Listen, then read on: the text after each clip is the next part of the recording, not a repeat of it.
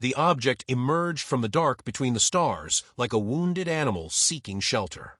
Commander Alina Hayes watched the sensor readings climb, her jaw tight. 6 months of patrol duty in the outer reaches of the Sol system had produced nothing but icy rocks and the occasional comet. Now this.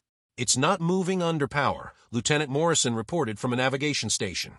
Drift trajectory suggests it's been coasting for years, maybe decades. Hayes stepped closer to the main viewport. The ship, if it could be called that, was a scarred, pitted mass of metal and frozen gas. Hull plating had been stripped away in jagged sheets. The engines were cold and dead. Whatever this vessel was, it had been dying a long time. Life signs. Morrison shook his head. Scattered. Weak. Some kind of stasis system, but it's failing. I'm reading thousands of pods, but most are showing critical power depletion. Thousands. Hayes turned from the viewport. Hail them. All frequencies. Standard first contact protocols. Silence answered. The ship drifted on, indifferent to their presence. Commander, Morrison said, his voice dropping. Look at the markings. Hayes looked again. Faintly visible beneath layers of micrometeorite scarring and radiation burns were symbols, a language she didn't recognize. But the shape of them told a story. These weren't military markings. They weren't exploration symbols. These were the desperate scrawls of people who had been running.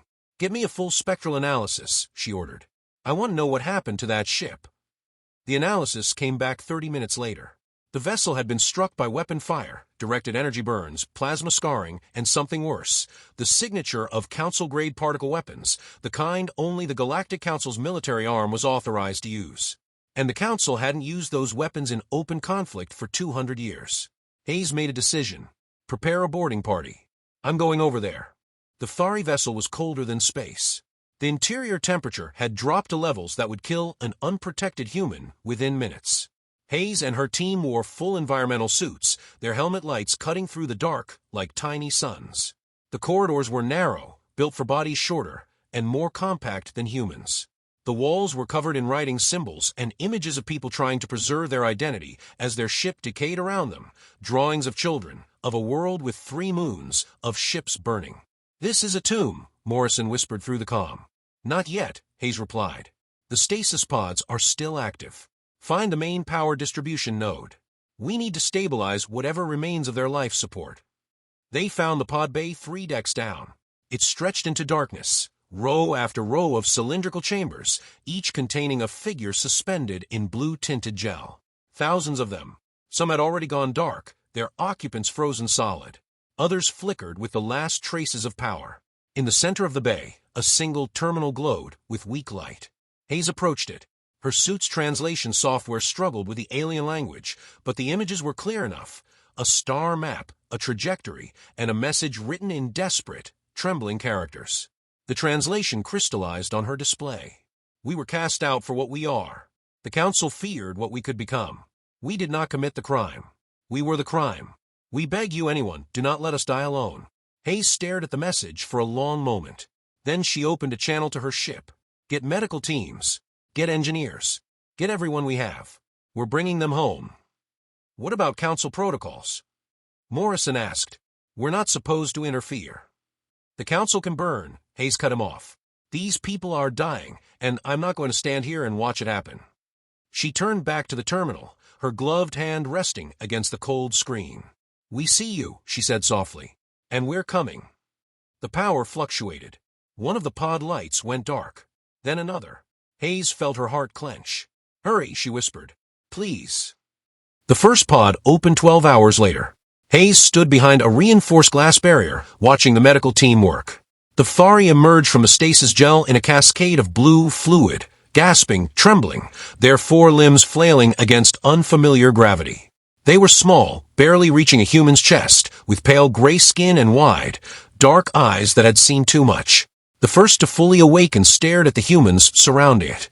Its mouth opened, revealing rows of tiny, sharp teeth, but made no sound of aggression, only a high, keening wail that sent shivers down Hayes' spine.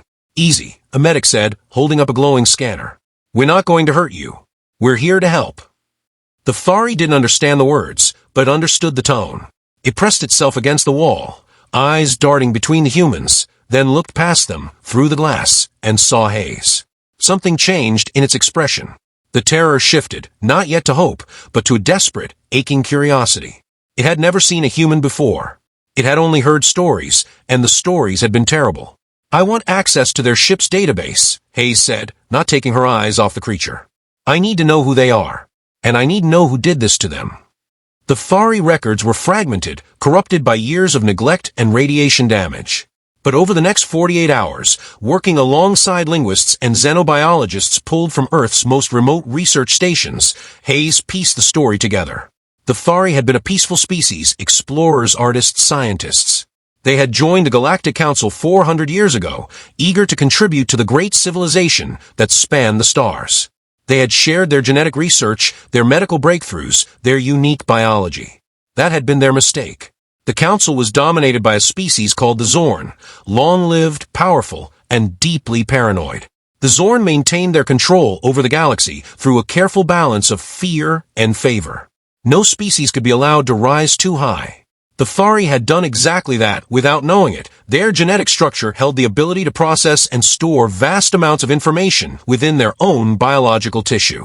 They were walking libraries, living archives, and the Zorn saw a species capable of carrying that much knowledge as a threat. So they manufactured a crime, a catastrophic failure in the Council's central network, blamed on Thari hackers. The evidence was flimsy, but the Zorn's influence was absolute. The Council voted to exile the Thari. Their worlds were seized. Their people were herded onto transport ships and sent into the void. No destination, no resources, no hope. The Zorn have been using them as scapegoats, Hayes said, her voice flat. For 3 generations, these people have drifted through space, watching their children die, watching their culture erode, because a powerful species decided they were inconvenient. Morrison stared at the data. "We can't get involved in this. The Council will see it as an act of aggression. The Council already knows we have them. They're probably tracking that ship's distress signal right now. Then what? We send them back. Let them die. I'm just saying we have protocols. Alliances.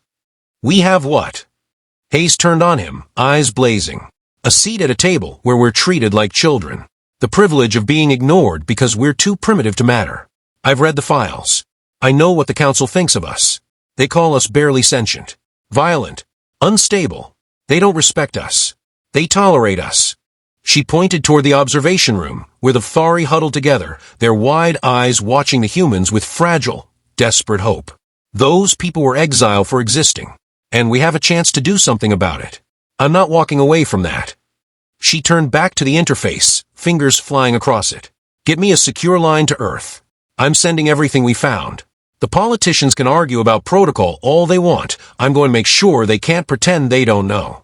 The transmission reached Earth 6 hours later, cutting through a Senate session's sterile debates about trade agreements like a blade. The footage of the Thari vessel, the records of their exile, the desperate plea for help, all of it flooded the global networks within minutes. Humanity did not react with caution. Humanity erupted. Protests filled every major city. Spontaneous vigils appeared outside government buildings. A single hashtag, "Welcome the Exiles," trended across every platform within the hour. People didn't need to understand the politics. They understood the faces. They understood the children frozen in stasis pods, waiting for someone to care. President Maru Tanaka called an emergency session of the Global Security Council. The generals sat on one side of the table, faces grim. The diplomats sat on the other, expressions carefully neutral. "The Zorn know we have the Thari," Tanaka said. "They've issued a formal complaint through diplomatic channels. They're demanding we return the refugees to Council jurisdiction." "Return them to what?" General Park asked. "Their own records show what happens to Council exiles. They're terminated, disappeared. We'd be sending them to their deaths." "And if we refuse," Ambassador Cheney said, leaning forward, "the Zorn control the Council's military arm.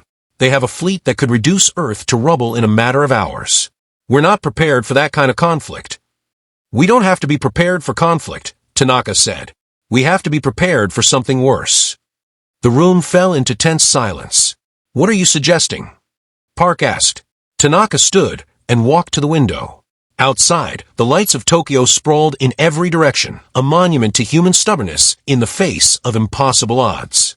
300 years ago, we almost destroyed ourselves, she said. Wars, plagues, environmental collapse. We stood on the edge of extinction, and we pulled ourselves back. We rebuilt. We became something new. She turned to face them. The council looks at our history and sees violence, chaos, instability. What they don't understand is that our capacity for change, our refusal to accept limits, is our greatest strength. We have to be practical, Cheney said. Practicality doesn't save innocent people, Tanaka replied. Courage does. Compassion does. Those are the qualities that make us human. She returned to her seat, eyes scanning the room. We're going to welcome the